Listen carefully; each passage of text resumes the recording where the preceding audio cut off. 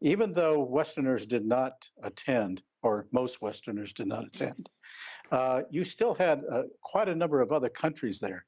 And you also had a lot of countries, or a lot of companies within Russia and elsewhere that were involved in something that is really very dynamic. Because what Mr. Putin announced was that this conference really reflects the end of the unipolar world order.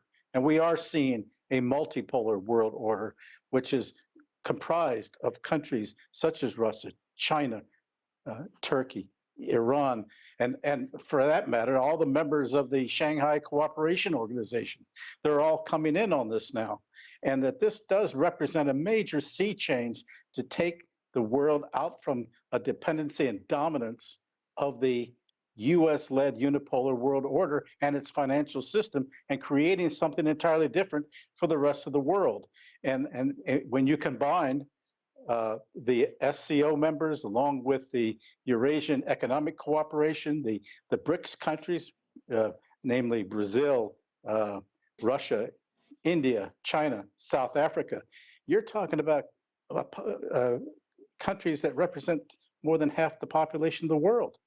And I think within a 30-year period, you're going to see a very dynamic world change as a consequence. If you look at the theme, sort of the title of this year's forum, which could be best translated as New World, New Opportunities, or New Possibilities, it's remarkably optimistic. Now, of course, you would expect that from a country that's attempting to use an event to basically sell itself. But it's remarkable that there was a lot of talk today about a new globalization, not a deglobalization, but simply a new form, a reformatted globalization.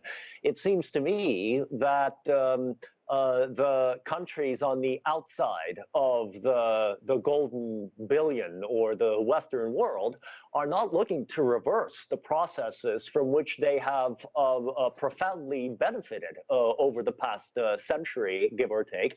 They're simply decentering it because before, globalization was centered on the West. The United States was in the middle of it, and for good reason. It had by far the most powerful economy after the devastation of the Second World War, and the most stable currency. And then around it was a circle of close allies. Then there was the second socialist world. Then there was everyone else. Well, that model really is in the process of changing. And again, by the theme of the forum, the Russians and the others, especially the most important guests today, Kazakhs, the Chinese. By the way, the president of Egypt also recorded a greeting. They are looking to figure out how to continue with globalization, but have more of a role in writing the rules. And the other thing that struck me today is Putin speaking about the blowback from the sanctions. Listen, those of us who follow recent events know that many countries in the world have been sanctioned.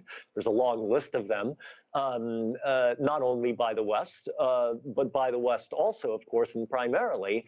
And up to today, you know, sanctions imposed either on apartheid South Africa in the 80s, or on North Korea, or Syria, or Venezuela, or a whole bunch of countries, really had no noticeable effect on the rest of the world.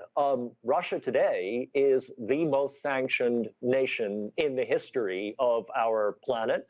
Almost 11,000 different sanctions on individuals, companies, and sectors. But for the first time in history, we are seeing phenomenal blowback from the sanctions upon the countries that are imposing them. And that really is something new. Before, the countries I had mentioned, Venezuela, North Korea, had pursued, you know, adaptive policies to try to survive, but they didn't have much of an impact on the rest of the world. But Russia's adaptive behavior today is having some very important formative impacts on the global economy, because it's contributing to the decentering of globalization. And that really is a very very important global phenomenon. So for all we know, and it's impossible to tell now, of course, with certainty, but this forum may be the beginning of a new era.